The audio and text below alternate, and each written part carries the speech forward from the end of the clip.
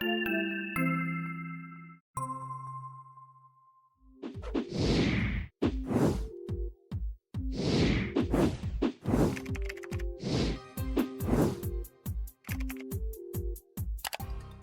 back, Richard. It's good to see you again. Nice to see you. Yep. Happy We're, happy weekend.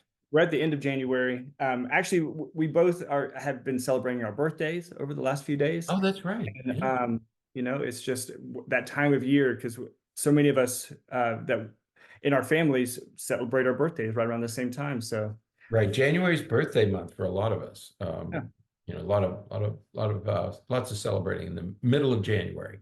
absolutely. And the middle of winter. I guess we're right in the throes of winter Yeah. everywhere in the country now. Yeah. Yeah, absolutely. So, but today we're going to revisit a topic that we kind of talked a little bit about back in November. In November, we did a podcast about the stages of marriage, and we talked about how at the different stages of marriage, sort of our roles and responsibilities and the way that we feel about our marriage and everything, kind of adjust and shift and change a little bit over time. And more specifically, some of the work that we have to do in these different stages to keep the marriage healthy and to keep the marriage going, because there are periods in the marriage where that is more difficult. It is more difficult to stay engaged and keep everything lively and moving and happy and healthy. And so but we did that podcast back in November. Right. When you talk about those 7 stages, we all are familiar with stage 1, which is the honeymoon stage, where two people are madly in love with each other. And most of us in that first stage don't think about the other stages that are coming. And some people say there are 3 stages, some people say 5 stages. We happen to like the 7-stage model. There's nothing, you can conceptualize this however you want. But in every case, the first phase is that I'm in love, we're in love, and this is going to last forever. And we don't know, because 50% of marriages don't last forever. 50 to 60% of marriages end in divorce. And many other marriages, while they don't end up in divorce, are not happy relationships. They're not happy unions, okay? But in that first phase, everybody's happy. We just can't, but what we need to do is we need to anticipate that there are going to be other adjustments, other stages that every relationship goes through. And it's really helpful if you know and can anticipate what those stages are, what the pitfalls are, where are the landmines, where are the dangers at each phase. For example, we all know about the escape phase, where you've been in the relationship for 5 or 6 or 7 years, and suddenly you say, this isn't what I bargained for, and some people panic and they leave then, or they want to leave the relationship, or they find somebody else who they think is more attractive. Yeah.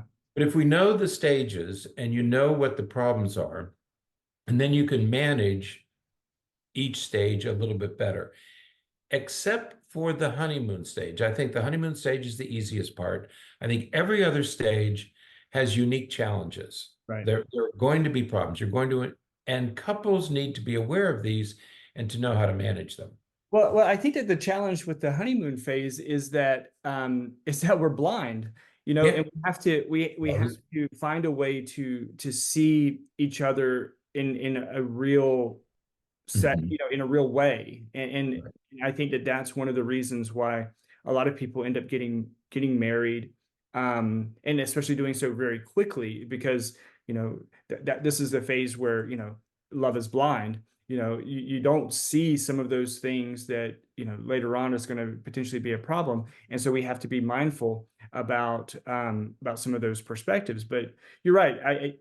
As we always believe, knowing what to expect, knowing what's coming, so that you can be prepared for it, is always the best approach, because then you're not surprised. It doesn't come out of nowhere, and maybe you and your spouse have already started talking about it, and you're saying, hey, I know that this phase is coming up soon. We're Right. getting into, we've been married for now 5 or 7 years, and so that 7-year itch is going to be coming around the corner anytime now.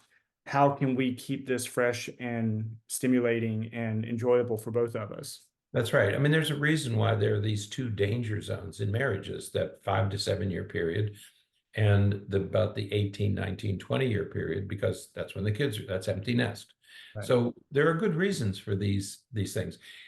People frequently use the phrase, the grass is greener, the grass is not greener on the other side.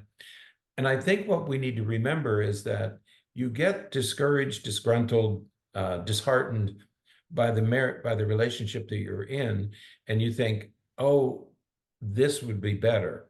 Right. What will be better in the second relationship is the honeymoon phase. Right. Okay, you're absolutely right. But remember, there are 6 other phases that you're going to go through with that new partner. Okay. Right. And I think that's what people forget is that, yeah, the honeymoon phase will be great. It's going to feel good. It's going to get you all excited and energized and youthful. But now the other 6 stages are waiting for you, and you're going to have to negotiate those all over again with another partner. Right.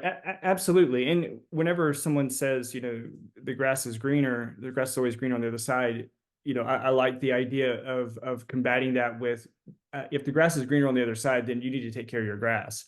You need to do something to take care of yours. Start taking care of. And that's the nurturing and working that you need to do in your relationship to try to get it back to a healthy place. That's right, because you're going to be there again in the next relationship. But believe me, okay? The only thing that may be different, there are 3 givens here that we always start with. One is, when you're in a relationship, you have to want to be together. Okay. You have to, and that's the first question I ask couples if I'm doing couples therapy. Do you want to be with this man? Do you want to be with this woman? Do you want to be with this person? Do you want to be together? Okay. Because if you really don't, or you don't value, then the second question is, do you value the relationship? Right. How important is this relationship to you? And I like for people to say, this is my life. This is the most important thing in my life. If they say, we don't have a relationship, so is the relationship, because what you're caring for is not another person. You're caring for a relationship with another person. And Richard, I think that's so important because, if if a couple comes in for couples therapy and your first question is, okay, do you really want to be together? Is this something that you both want to work for? If one of them says, yes, this is my life, this is what I want, and the other's like, I'm not sure. There is not a lot that a therapist can do. That's right. Outside of, working with that individual, perhaps to see if you can, rekindle something or help them find meaning again in the relationship. But if one of the two in a couple isn't interested in maintaining or rebuilding or fixing the relationship, that's getting close to the end of that. There's nothing much that we can do. And the most valuable role a therapist might play is to, okay, if you're going to separate, then separate calmly, separate amicably. You don't have to have a bloodbath. You don't have to have a war. If you're going to separate, do it gently, especially if you have children. If you don't have children, it's easier to walk away. If you have children, it's much more difficult. It's much more at stake. Right. So first of all, do you want to be together? Second, every couple needs a reliable problem-solving procedure. Right. If you don't have a way to solve, because you're going to have problems, you're going to have disagreements, you need to have a reliable way of resolving your differences. Many people say, we never argue in front of the kids. That's part of your process. That's exactly what you should. You should say, okay, how are we going to solve our problems? Maybe we should leave the house and discuss it. Discuss it early. Whatever you need to do as a couple, you have to have a way to resolve your differences, and you have to use it. Right. Absolutely. Now, the third given, and this is really the topic of focus for today's podcast, and that is there have to be rules. There have to be rules of engagement, rules of battle, rules of however you want to frame it. And that could be, these are things that we're never going to talk about, or that, we're not going to just bring up out of nowhere. If we're going to talk about this, we're going to prepare each other and say, hey, tonight I would like for us to talk about this, and so that we both know that this is what's going to happen, so that there's some understanding. Right. But another thing is, and again, this is the main topic for today, is there's also going to be some things that you should never say. Exactly. Some things that should never be said, some words that should never be used. And we have to be, we have to agree on what those things are. Mhm. One of the things that, just as an example, this isn't even one of the 8 things that we're going to talk about today, but Mhm. one of the things, I, it befuddles me. It blows my mind when I talk to couples, and when they are having disagreements or arguments, they call each other names. Mhm. They curse at each other. They call each other these derogatory names, and they know it hurts the other person. I mean, to be called some of those things Mhm. is Right. not very, very nice. But this is a person that you love. This is a person that you care about above all others. You're Mhm. going to call them those names. And so when we talk about rules of engagement, that's the kind of thing that we're talking about. There should be a limit. There should be some boundaries that says, okay, no matter how upset I am, I'm never going to call you this. Right. That's right. Um, and we need to stick to those rules. Yeah, because even in wartime, we have rules. We're seeing this play out now in the Middle East, where the United Nations is saying, has Israel crossed a line? Have they broken Mhm. these agreements, these rules of engagement, where you don't kill civilians, or you don't kill children, or you don't rape women? Um, so there have to be some rules. Every couple has to have rules of engagement, and you can't break those rules. Right, Winning an argument can't be more important than maintaining your relationship. I right, mean, that's why we get nasty, right, and that's why we use these very problematic names, hurtful names, is because you want to get your point. You want to win the argument. You want to defeat. That's not what this relationship is about. And you can't want to win more than you want to sustain a relationship if the relationship is valuable. So the first question is, do you value the relationship? If you right, do, you're going to have rules of engagement. If right, you don't value the relationship, then it's no holds barred. You can do whatever you want. Okay. right. Absolutely. So what we want to talk about today are this last thing is things you should never say when you're having a disagreement with your partner. Okay. Um, and this is an article that was published in December 2023. And we just want to walk through these 8 and discuss each one. And hopefully, if you're listening and you're in a relationship, take these to heart, think about them, and see if you can put this information to good use. Yeah. And now the irony is that the title of this is things you should never say to your partner. And the first thing is you should never use the word never.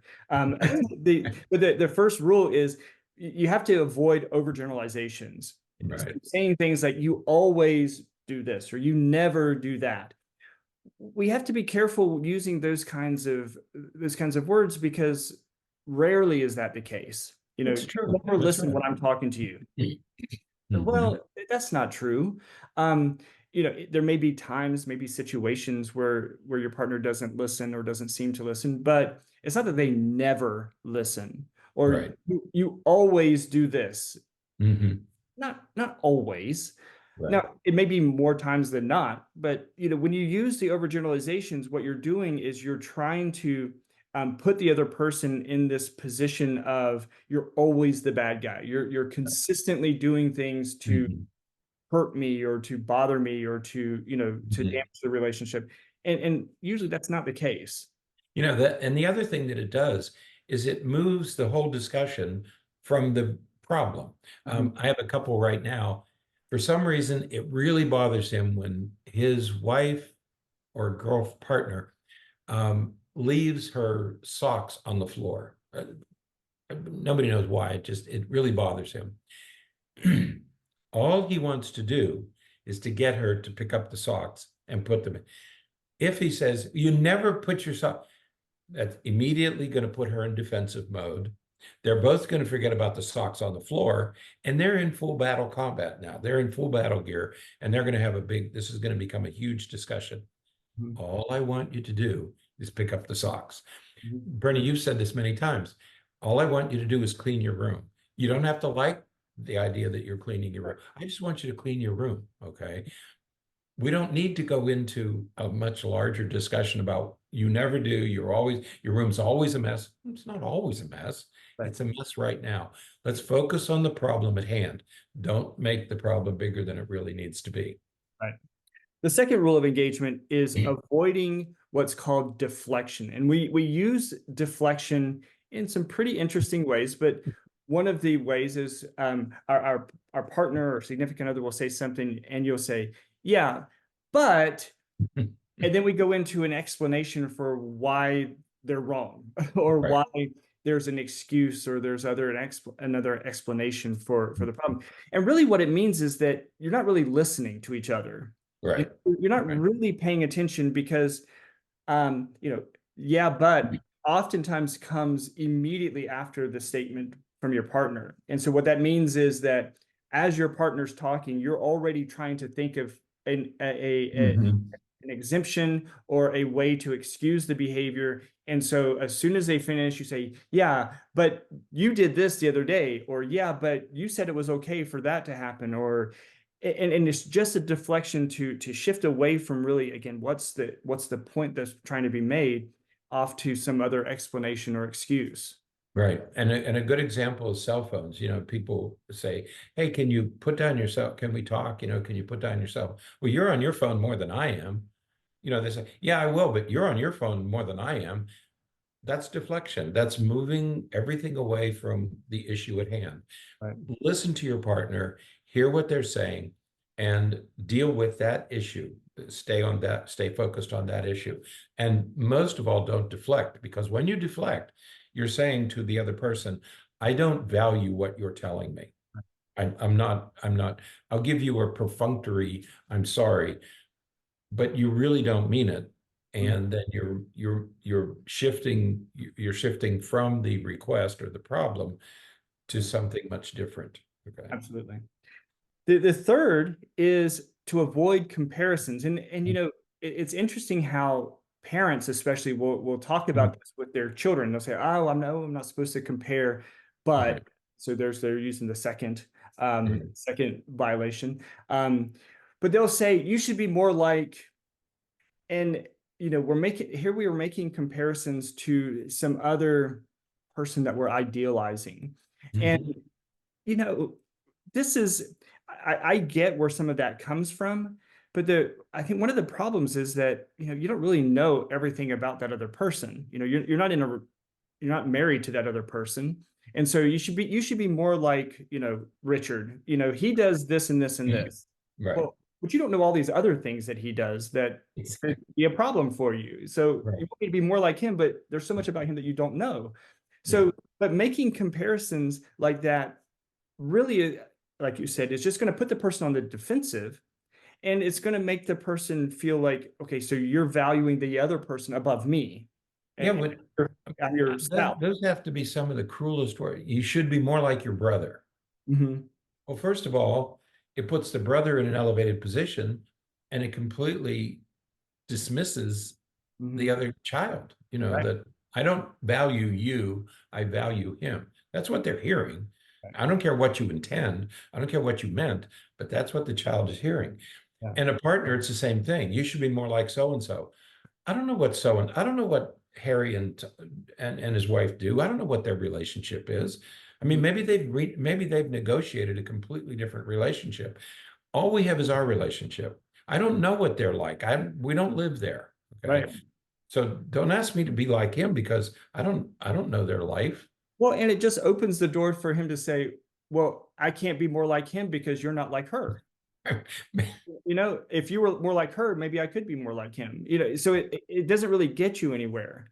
It gets you into that escalating circle, right? Absolutely. Now, another way that people do these comparisons is they'll say things like, this was never an issue in my other relationships. Or I don't have this problem with anybody else. Right. Right. Yeah. Mm-hmm. So that, again, now you're comparing your partner to other people, and the definition or what's really at the meaning of that is you're the problem. That's right. If you say to your partner, I don't have this problem with anybody else, you have now said I'm not the problem. You're the problem. Yeah. Okay, that's the message here. Yeah. Absolutely. And when you say, I don't have this problem in any other relationship, keep other people out of your relationship. We talked about don't make comparisons. Don't say, I don't have this problem with anybody else. Right. Nobody else should be in your relationship except the two of you. You have a unique relationship. Absolutely. You know, and another way that to think about this, or another maybe manifestation of this is, well, my mom thinks that you need to do this. But again, why are you bringing other people into our relationship? Why are you talking to other people? You know, I mean, I get talking to other people to try to problem solve and things like that. But when you say things like, well, my mom thinks that you should do this, or, you know, Richard says that that this is what should be happening. What you're doing is you're saying that you have shared all of your intimate information with these other people in Right. such a way that they feel like you're the bad guy. You're the Right. one that's making the mistakes and making the errors. And so you need to fix this. Again, it's fixing blame. That's what most of this is about, it's shifting blame, and you're blaming the other person. That's not going to solve your problems. Right. Okay. Yeah. Um, Number 5. one of my favorites, you're overreacting. Right. And this is a dismissal. And what this is saying is that, okay, you're voicing your concerns or your issues, but those aren't really issues. You know, Right. you're overreacting. You're too needy. You're too much this or too much that. You're just overreacting. And it's just disregarding, dismissing their concerns or their issues and saying that they're insignificant and that they don't really matter because Right. you're just overreacting. Yeah, when you say those kind of words like you're overreacting, what it implies is you are becoming the judge of what an over. I don't know that you're overreacting. I mean, I can't judge that. Maybe your reaction is perfectly appropriate. I don't get to make that judgment. Okay, Right. it's not for me to say you're overreacting. Maybe you're not overreacting. Maybe your reaction is exactly appropriate. If you're called a name, somebody uses the B word, which Right. is common in relationships, or the A word. Unfortunately, yeah. Right. And it's very common to blurt that out. If that's a trigger for that person, then maybe their reaction is Right. perfectly appropriate given their history. Okay. You don't get to decide who's overreacting and who's not. You're not keeping tabs. You're not the arbiter of what's appropriate and what's not appropriate. So don't say things like you're overreacting. You're not the judge. You don't get that privilege. Right. And now with this, I'm going to jump ahead to number 8, because I think that number 8 goes along very well with that one. And that's Right. number 8 says one of the things you should never say is it's not that big of a deal. Not a big deal. Right. And again, what you're saying is that you're acting like this is much more of a problem than it really is. And, Right. and it's in many ways it's saying you're putting more into this. You're making this more of an issue than it actually should be. And so again, you're the problem. You're the issue in this argument. That's right. And when you say to another person, well, it's not that big a deal, well, it might be for that other person. And you're belittling, and you're negating, not listening their feelings. I mean, Right. maybe it is a big deal for them. As the partner, you should be listening more carefully and judging whether it must be a big deal for them. So don't tell them it's not a big deal. Apparently it is. Right. And again, the sort of what goes along with this, what would be number 7, is telling your partner to calm down. Again, what you're saying is you're too wound up, you're not being reasonable, you're out of control, so you just need to calm down. Right. And calming down, that may be exactly what needs to happen. But when you say it, especially when you say it in the way that many people say it, hey, just calm down.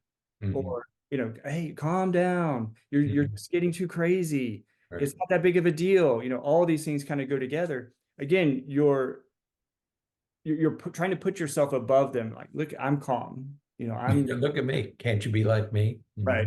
And we have to avoid that kind of behavior. Yeah, when I hear people do that, they say, "We calm down." Now, obviously, this person is upset about something. If you care about that person, Mhm. you're going to listen carefully and try to understand what's going on here. There's obviously something really concerning to my partner right now. And rather than telling him or her to calm down, maybe you should listen carefully and try to understand, why did they get to this point to begin with? Mhm. Not tell them to calm down, but hey, honey, what's going on here? There's obviously something that I didn't realize, but there's something this really bothers you, and I hear that, and let's figure out what that is. Not just calm down, like be like me. I'm calm. I stay calm. No, you don't get to occupy that high ground. Right. Now, the last thing to avoid, and again, I think this goes, maybe it goes along with what I said at the beginning, and that is saying something like "you're crazy," or this to me is the same thing as just calling somebody a name. Um, Right. you're Yeah. crazy, you're unreasonable, you're irrational, you're this or you're that. You're Mhm. calling names. You're trying to insult your partner, and Right. if this partner is somebody that you care about, why would you be in a position where you're going to insult them, where you're Right. going to make them feel less than? Because you talked about the high ground. That's when you call somebody crazy, what you're saying is that I'm elevated above you and I can dictate what's crazy and what's not crazy, and you're crazy. Um, Right. and that's not a healthy place to be in a relationship. And when you say to somebody, you're crazy, what are you saying? You're saying you're mentally ill? Are you saying you're Right. too highly aroused? What are you saying when you use that phrase? Are you telling me that I'm mentally ill? Is that what you mean? Right. Or that I'm too loud, or that I'm too angry? What are you saying with you're crazy? Be very careful with these things. So these are 8 things as the title suggests, 8 things you should never say. They fall under that heading of you have to have rules of engagement. Mhm. And some of them are words that you don't use, names that you don't call each other, and phrases like this that you don't use. What I would recommend, if I may, what I would recommend is look at these 8, think about them, do all you can to avoid using them, but also look at each one and how can you turn each one into a positive. If you want to say to your partner, you always blah, blah, blah. How about something like, you always say the right thing? You never criticize me in public. You can take these, what are usually negative phrases, and you can turn each one into a positive. Right. Go tell your spouse, you always, honey, you always say the right thing. Mhm. You're always available. You're always patient. Turn it around and make it positive. Right. Yeah, and I think that it's important to take some of your own advice from this. If you're at a point where you're having to tell your partner to calm down, maybe the entire situation is getting so elevated where you need to say, it would be good to say something like, I feel like both of us are getting really worked up right now Mhm. about this. Can we take a break for a few minutes and come back and talk about this when we're calm, when we're both a Right. little bit more, a little bit less emotional, less. Yeah, you can exactly. You can say, "Wait, honey, I need to calm down." You Right. know, not her. I need to calm down. Give me a minute. I'm Mhm. going to go outside. I need to calm down because I don't like this version of me. Right. So let me calm down and we can come back and talk. Right. Mhm. Absolutely. And so be more I statements instead of you statements. That's right. You need to do that. Talk about Right. yourself and Mhm. what you need to manage the situation. So, Right. Mhm. all right. So there'll be a link in the show notes to the article about this, and so we encourage you to read it. We will be talking a lot more, of course, about relationships and Right. all the stuff that we talk about over the next few weeks, and as we continue into 2024. So, Right. all right, that's it for today. Until next time, stay happy, stay healthy, and forget to be afraid.